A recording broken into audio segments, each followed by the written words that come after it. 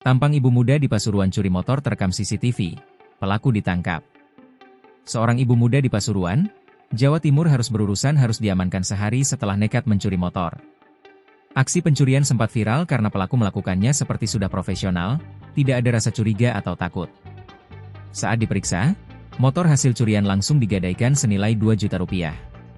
PLT Kasih Humas Polres Pasuruan Kota, Aibda Junaidi mengungkapkan aksi pencurian yang dilakukan MA, 35, ibu muda asal Desa Balunganyar, Kecamatan Lekok, Kabupaten Pasuruan itu dilakukan pada Rabu, 3 Desember 2025, di rumah Siti Maimunah, warga Desa Kambingan Rejo, Kecamatan Grati Kabupaten Pasuruan.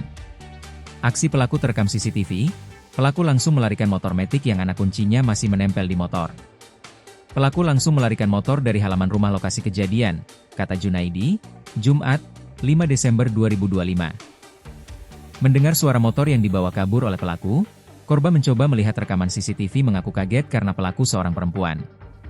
Korban langsung melapor dengan membawa alat bukti berupa rekaman CCTV. Di hari yang sama, unit Resmob Satreskrim Polres Pasuruan Kota melakukan penyelidikan dengan cara melakukan analisa CCTV. Tepat pukul 22.30 WIB, pelaku pencurian berhasil diamankan di dalam rumahnya.